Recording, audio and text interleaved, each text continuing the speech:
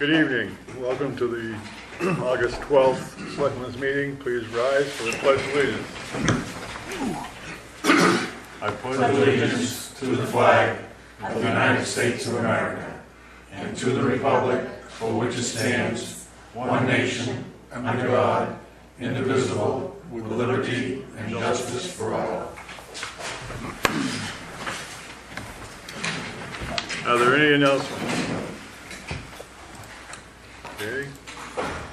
Chairman Woodson, I do have one. The community garden workshop for this Saturday has been canceled. Okay. Community garden workshop for this Saturday has been canceled. Is Deputy Shawn Sanborn going to be showing up? He said he was going to be here tonight. He's working. It was on I his know I schedule. heard a ton of sirens when I was coming in here. I don't know. Oh, okay. Okay, well, we'll continue and fit him in if he does show up. Any hearing of delegation here tonight? Seeing none. Correspondence, Representative Libby's newsletter, the Treasurer's report, the New England Municipal Clerks Institute and Academy press release regarding Deputy Clerk Yvette Murray's attendance. These are all available at the townhouse. Selectmen reports. Tammy, can we start with you? Yep. Last night attended the 12-town group meeting. It was a very low turnout, but there were 7 communities represented. Couple of things that we're working on is going to be setting up some candidate nights for our meetings in September and October. So that'll be on September 9th and then on October 13th. September 8th and October 13th. We've made arrangements with the fire department to use the meeting room over there. The 2020 committee has graciously agreed to move their meeting over here those 2 nights. And because we want to get all of the House and Senate candidates that represent the 12-town group, we're looking at approximately 25 candidates that we'd be inviting. So what we're going to do is split it up over 2 meetings and do half of the group in September and half in October, so that we actually have, if we tried to do all of them in one night, we'd be looking at 5 hours. Yeah. Which Can I ask the 13th, is that October? October 13th, Okay. yep. All right. MMA has offered to help us organize this. So they'll be sending out invitations on our behalf, inviting the candidates on our behalf, and providing a moderator. So that's in the works, and when I get the final details of which districts are going to be on which night, I'll let everybody know. We also talked about what topics we want to have the candidates address. And then other than that, it was kind of just an opportunity for a lot of discussion about, how there was some discussions about transfer station policies with regards to Eco-Main and haulers that are having to haul to Eco-Main. Apparently, some communities are not making their haulers go to Eco-Main. They're commercial haulers that are picking up for businesses, and so they're kind of getting into it with Eco-Main at this point. So we kind of talked about different ordinances that towns have. So it was nice because we had a lot of opportunity to just kind of talk about different things going on in each other's towns.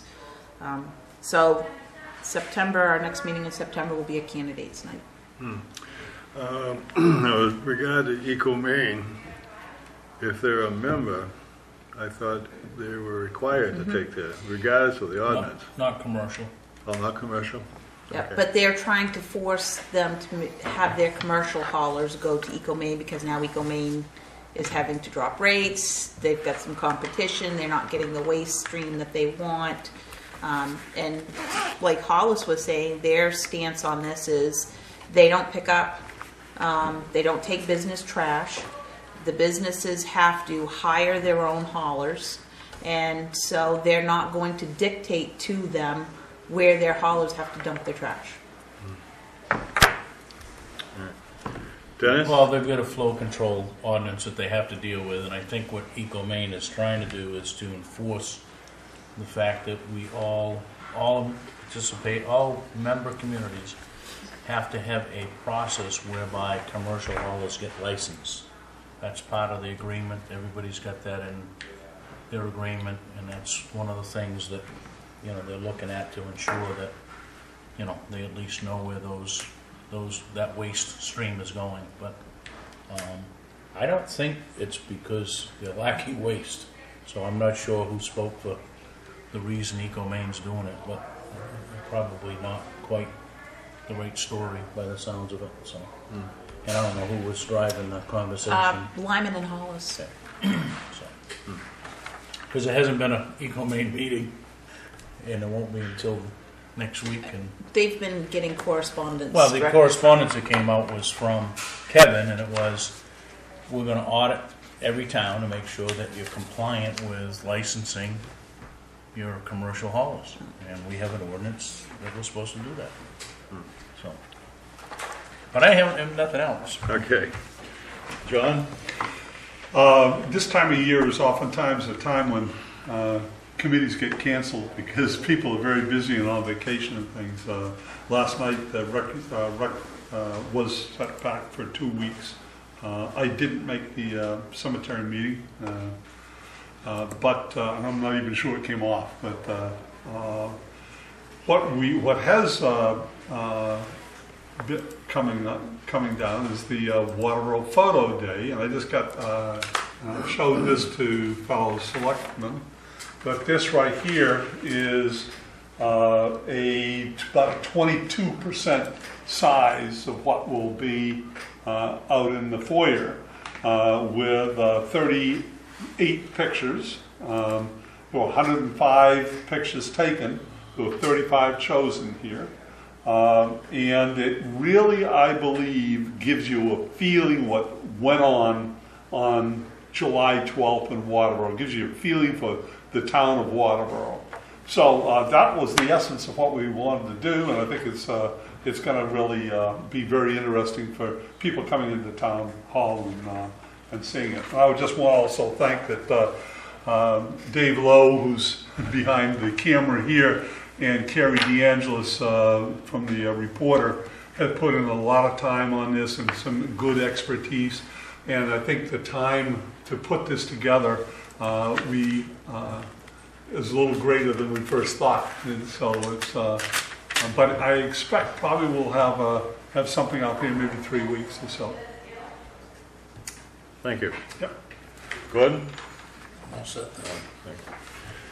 Okay, the 2020 committee met last night. We spent a lot of time on different sections of the master planning, and one of the big topic is economic development, which is, I believe, having a meeting tomorrow night, Dennis. All right. And we feel this is a very important area for the town of Waterboro, and getting behind that, and hope other people will also. Gary? Thank you, Mr. Chairman. Boy, I'm going to be long-winded tonight. A lot gone on since the last meeting, so bear with me here. I'm pleased to say that the switch to dispatch to the Biddeford facility is gone essentially without any real hitches.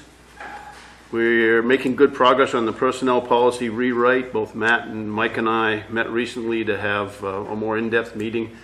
We so far have discarded dumping the entire document and starting over. We're going to try and fix the problems that we know about now and then send it to Pat Dunn in early September and then get that back and then go from there.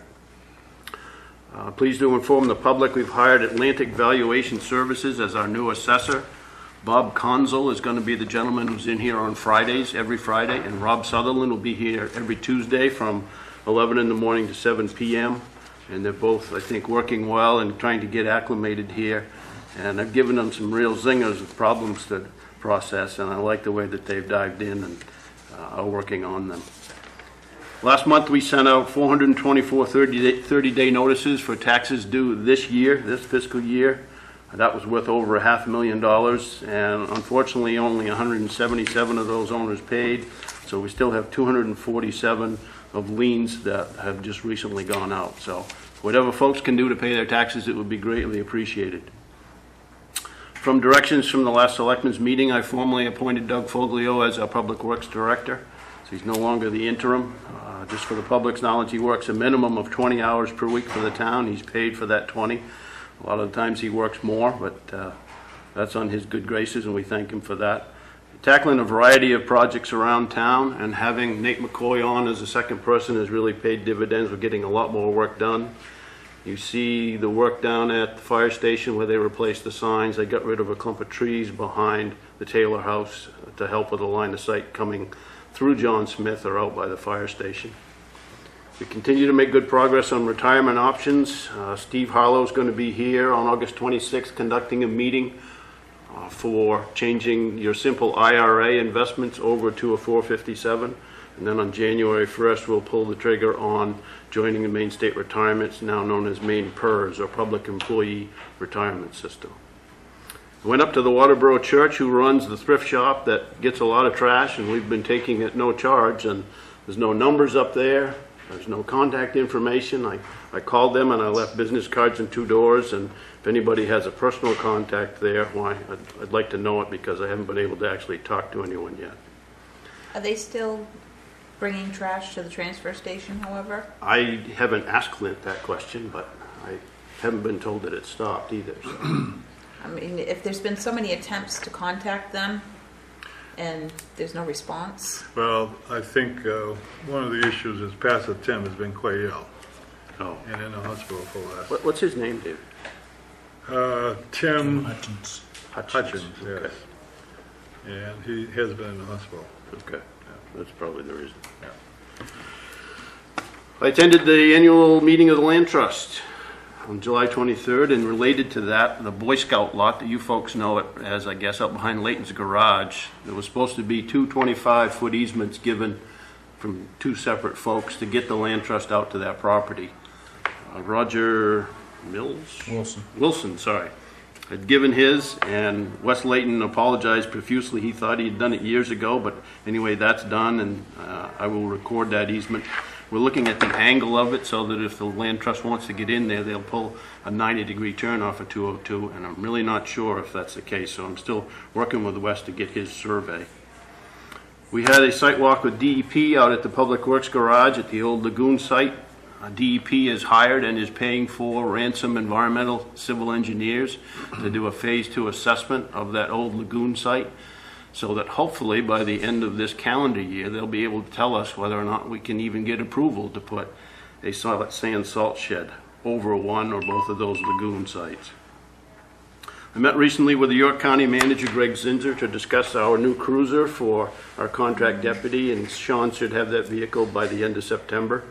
And the plan is to take that old cruiser and have it either being used by the fire department or town hall staff or some combination thereof. Since we have 70 properties that we foreclosed on that we are going to need to have an auction for, I went to the Limerick Town Hall for an auction on July 30th. They had about a dozen lots. Every one of them was vacant. I think one of them might have had a cellar hole. They sold all but one of them for very little money. There was very little interest in terms of the numbers of parties there. That was kind of depressing to see, but understandable considering they're all vacant lots and small.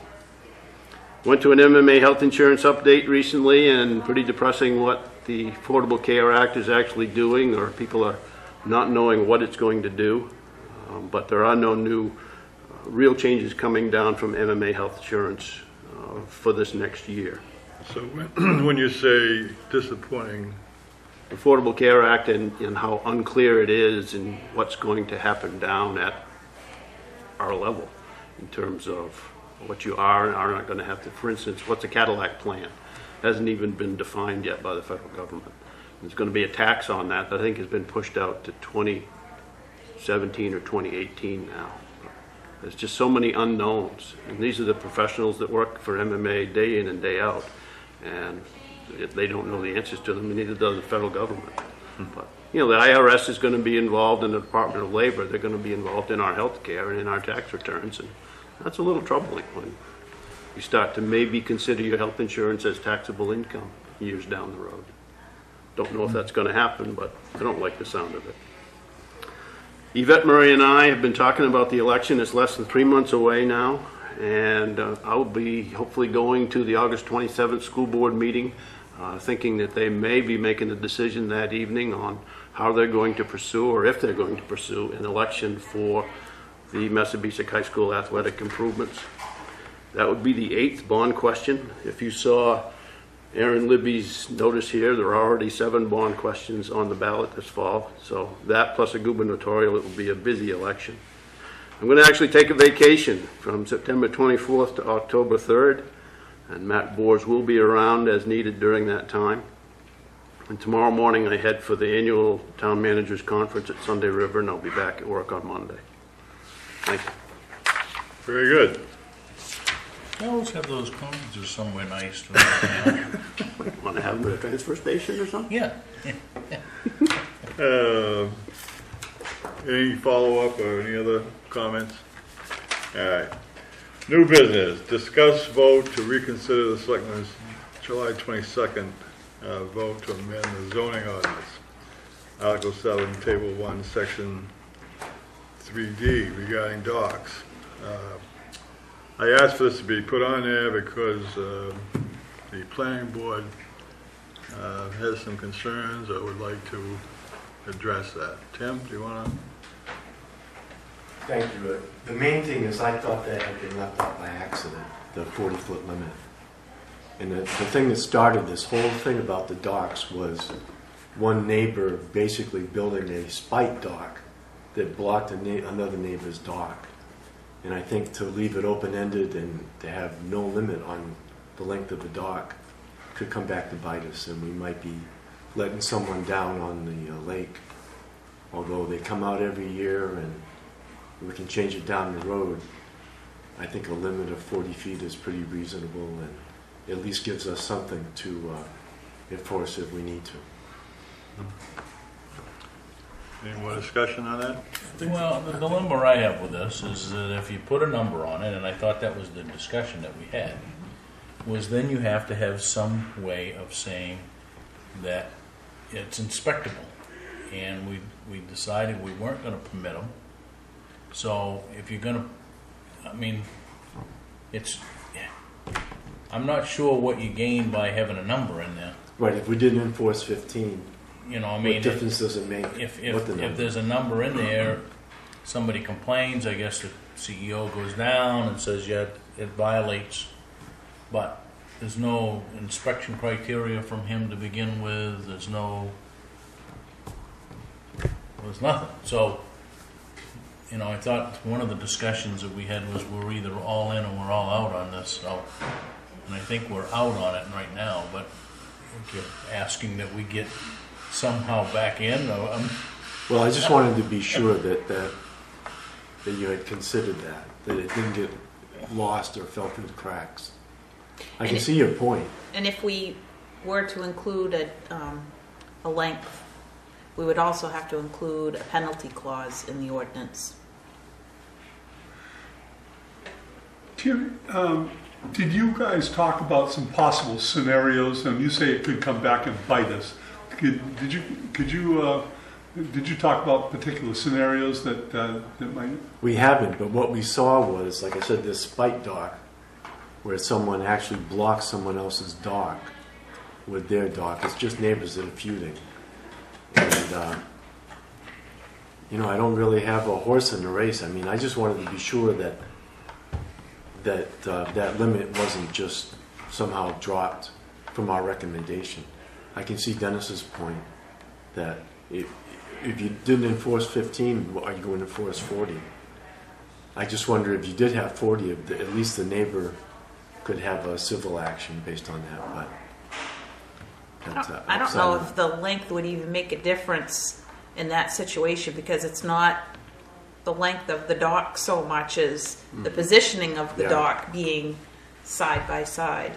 And it's just an ugly situation. yeah, and I think part of my consideration when we were looking at this too was, you know, I've been on the board for 7 years now or so, and we've never had an issue that's been brought to it other than this one. Yeah, based on length. And so I kind of feel if it ain't broke, don't fix it, Yep. sort of. Like Dennis says, Well, either I think all in or all out. I think if you're gonna have a limit, then permit them. So you have a permit. I understand they're not taxable because they're temporary docks and all that. You know, there's some argument around that we ought to be taxing them, but, you know, the bottom line is that, we never enforced the 15-foot. In how many years since 77, the zoning went into effect. And, you know, CEO came to us, said, let's get rid of the 15, make it 40. I think we had some discussion of, you know, it's like they're doing the hokey pokey, right? I mean, It's not like we can't come back someday and that's right. deal with the moorings and the docks. And, Because I don't think that the issue probably isn't going to go away. no. All set? Okay, thank you, Jim. Okay. Discuss vote on a committee appointment. Mr. Chairman, we need to discuss and vote to reconsider. Oh, okay, all right. Well, I'm making an assumption here, I guess. Is there interest in reconsider this vote? Hearing none, we'll move on. Discuss vote on a committee appointment.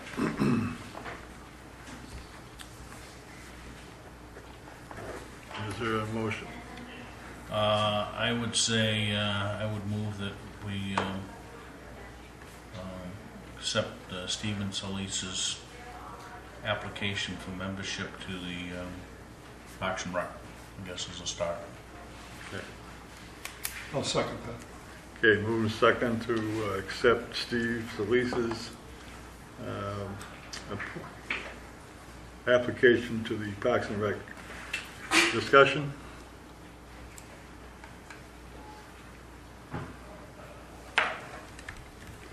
Those in favor? Those opposed? 3-2. 2013-2014 fiscal year budget review. That would be me.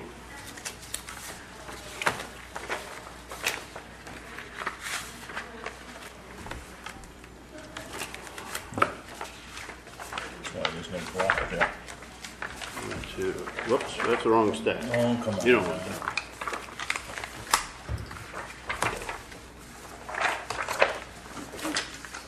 Oops. Okay, if you take this expense report out of what is just coming down to you, there's only one report in here, it's just the expense. If you go to the last page, on the very bottom,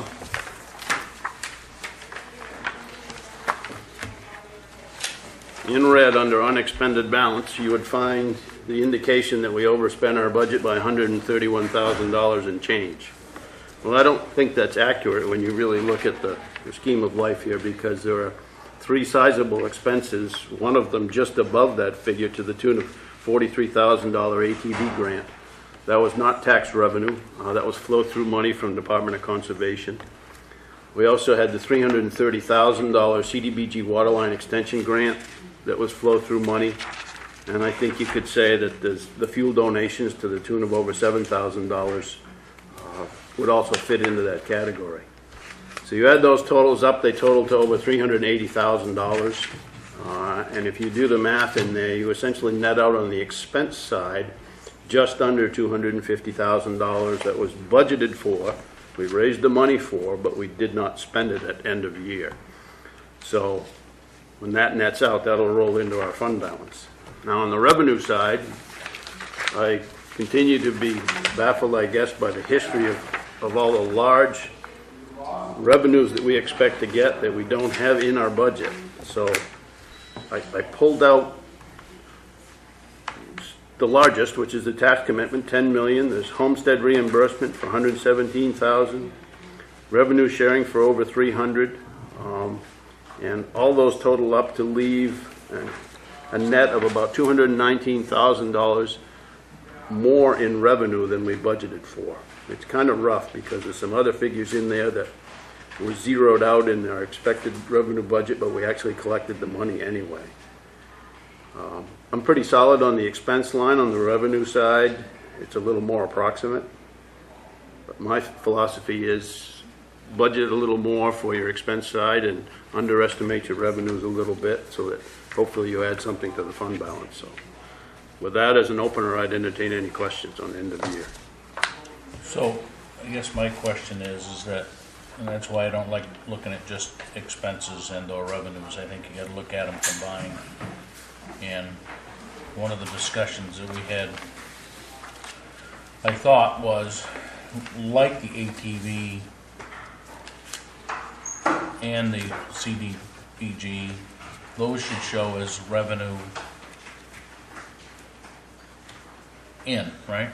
You could do it that way as well, but we don't know some of the time what that's going to be, but we've got to do one or the other. Well, I think we know when it happened that it was going to be an in and out.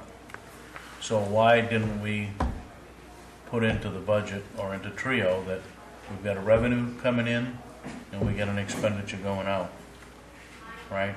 So that would wash out this negative number that we're looking at, That's true. okay? I mean, I still need to get a figure for the tax commitment. For instance, have you historically left the tax commitment to the tune of $10 million out of the revenue budget? Well, That's our largest revenue source. I understand it, and one of the discussions that we had with the auditor was that that can come into, in a Trio system, it shows up in the general ledger. Shows as a commitment of $10 million, right? And the revenue comes in against that in the general ledger. It has to be journaled into the revenue report because Trio won't automatically do that. Okay? Okay. So if it would, and I think Julie did journal it into, if you look at the revenue, this last year's or this year's? That's this week. Okay, that doesn't help. It's not in there yet. Okay. We'll be together.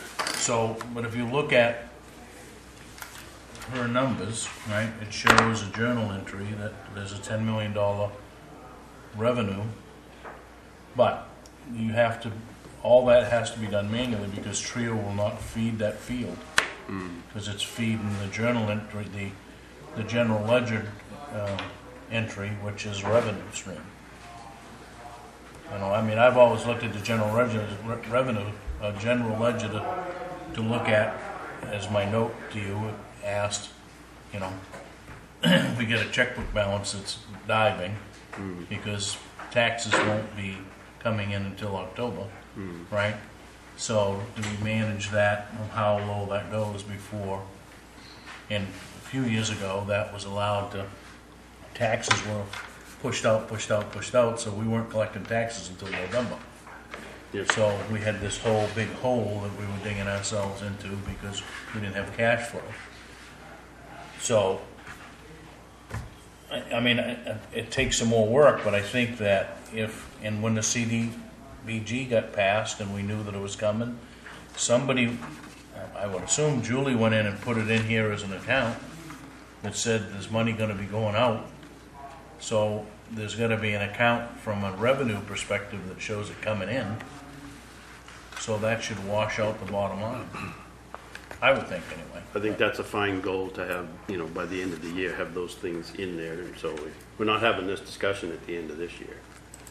No, because my view of it is when I went through it quickly, and I think I put out an email to that effect, we over collected and underspent, which was all good, right? Right. So, but when you look at just the expense line or the expense report, you go, oh my God, you know, we overspent all this money. Well, we didn't overspend all the money. Yep. So you got to have that check and balance. It's like, you know, the P&L in the business, right? But the problem with Trio, at least that's what Chris has told us, and is that like the tax commitment, it will not feed that into this revenue and expenditure report because it's a commitment. It's owed to the town. So we don't have that money when you plug it in. It's an expectation that revenue is coming in. So if it was manually journaled into this, which I believe Julie did, it should give you a more accurate picture of what's going on. We seem to have this situation every year. I mean, it'd be nice if we could simplify this whole process. Well, we have the issue because this trio doesn't, non-municipal books don't run like a traditional P&L. They run like something out of a foreign country. Well, the fix, go ahead. I think we just have to simplify it the best we can and say this is how we're gonna. We shouldn't let trio run how we're gonna run the town, right? I mean, on the first bullet under number 3, now that the assessors are on here, we're gonna have a tax figure for you at your next meeting here. I mean, we'll plug that revenue source in there. I've already estimated homestead revenue sharing. I'm not sure what I did for fuel donations. There's not gonna be a water line extension grant. We know there's gonna be an ATV, so I'll estimate that. So, I mean, I know what to do to fill these large holes, and that'll go a long way to making it so that the discussion a year from now isn't like this. I'm comfortable with what to do. Okay. Any other questions or discussion? All right.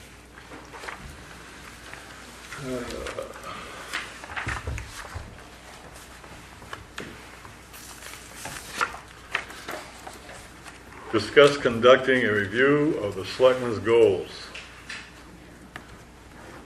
Has anybody got any comments on that? I'm wondering if we set aside, it doesn't look like we need a load of time on it. Some of these goals would be probably restated.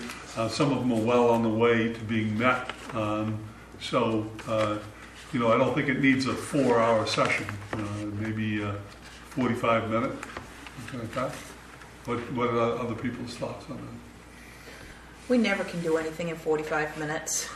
I mean, it just, by the time we kind of hash things out and banter ideas back and forth, you know, maybe we take one of our off Tuesday nights and we schedule a goals workshop, and if we hash it out in 45 minutes, great. Or if we're here for, you know, a couple hours on a workshop, then, I mean, I think the last time we kind of discussed goals, I think one of the things that was really positive that came out of it was we really did some brainstorming. Yeah. And I wish we could do more of that, because I think that good things can come from that.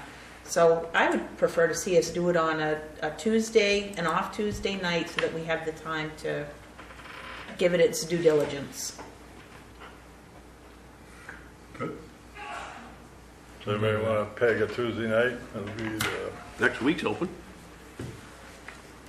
26th of August. What's the consensus here? Well, that's your regular meeting. Oh, that is? Okay, what's Next today? week, Today's the 19th. 12th. Okay, that's right. 19th, I'm sorry. Works for me. I'm good.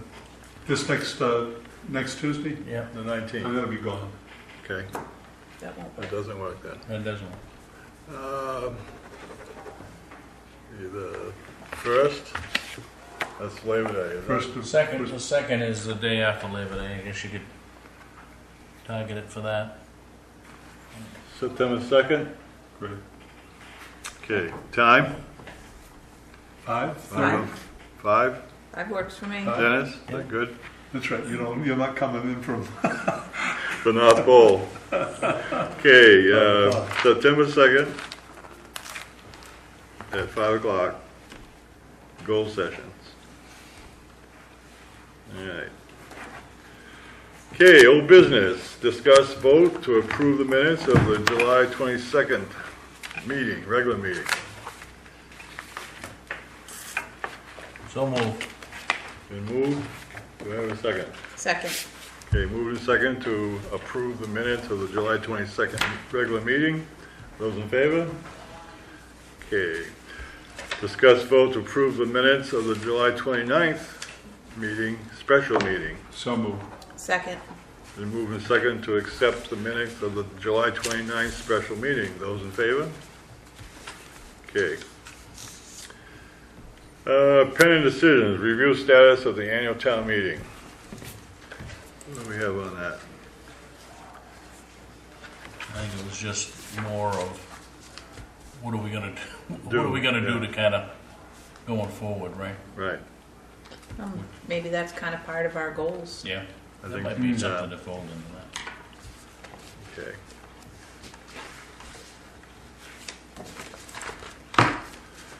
Week's action list.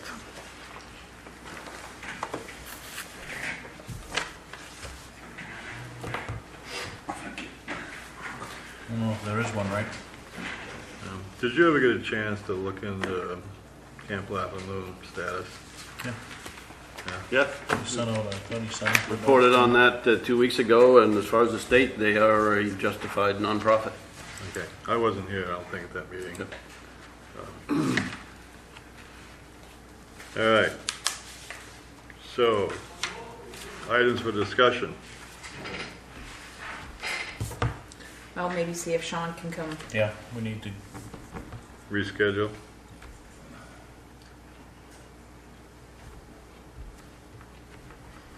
This was a good night. He was working, and he said, yep, that's fine. So something must have come out.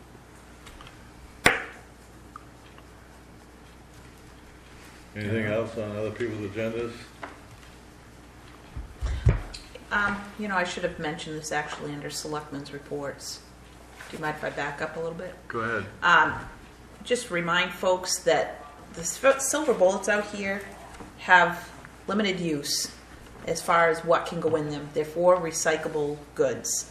And last night, came into the parking lot, and there was a gentleman out there in a pickup truck who had some construction debris, shelving units, glass windows, and he was shoving one of the glass windows into the silver bullet, which is not on the approved list of items that go in there. Plate number was obtained, and the contract deputy paid him a visit today. So just remind folks that, we are watching what's happening with those silver bullets. So I guess probably ask people too, that if you're out here, not to confront someone, just get their plate number. If you see someone putting stuff in there that shouldn't be going there, just get their plate number and a description of the car, and our contract deputy will follow up on it, but don't confront them. And those are used a lot, and people do appreciate the convenience of the location, so hopefully we won't have to relocate those because of misuse. Okay.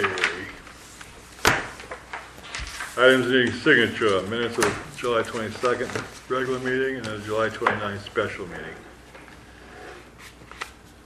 Okay, anything else that we need to do here? Not for me. No. All right, Signature down your way when we're done here. yeah. And we have agreed not to read these announcements, right? That's That gonna was be- what we stood at. David, you're going to be scrolling those Yeah. when we adjourn. Okay, all right. I would entertain a motion to end this. well, I move that we go into an executive session at 6:45 to discuss, for M.R.S.A. 30 to what's 4:05. 405, 456A. the town administrator's evaluation. It's been moved to go into executive session. Anybody want to second that? Second. Okay, moved and second to go into executive session for a M.R.S.A. section 405-6A on performance review of the town administrator. Those in favor? Okay. So, Take 5 minutes.